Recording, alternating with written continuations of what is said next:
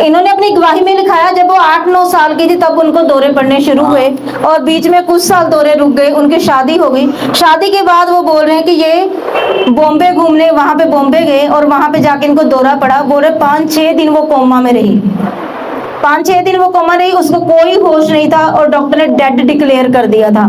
जैसे वो dead body इस लाइन में आती है, दूसरा नंबर इसका था।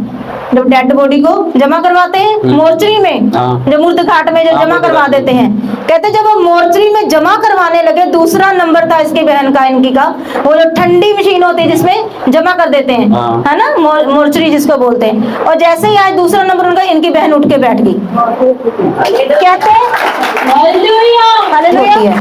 क्योंकि एक बार मैं घर पर था तो उसी समय उभरा था, तो हमारी बहन जैसे उसको हाथ बहुत तेज जैसे झटकी थी जब उभरता था, और कुछ समार नहीं आता था, इतना ज्यादा कोई पकड़ता भी समार नहीं आता था, तो उसको जैसे झटकते झटकते बेहोश पड़ गई। बेहोश पड़ने के बाद जैसे आंख खोलकर देख रही थी सबको, बोलने भर के उसको नहीं बोल नहीं पाती थी। वो जब उसको होश हुआ तो कह रहा है कि मैं तुमको चिन्ह रहा था कि हमारा भाई यहाँ पर खड़ा है, लेकिन मैं बोल नहीं पाता था।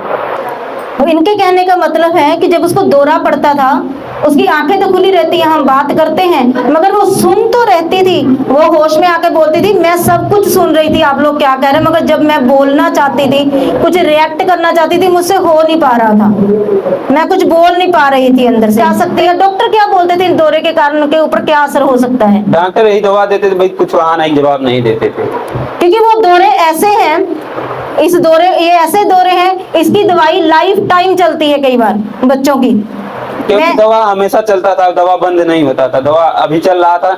जैसे वो मैं 5 तारीख के लिए हैंड कराया हूँ, उसी वक्त जैसे हमारी बहन लैंड कराई तो उसके बाद जब फाइटर जी फोन रखे तो हमारी बहन बहुत हंसी थी, बहुत ज्यादा हंसने के बाद कह रही कि हमारे शरीर से कोई छोड़कर भागा है, और उसी वक्त वो कह रही कि तब से मैं दवा खाना बंद कर दूंगा हूँ और तब से बिल्कुल सही है। हालेलुया।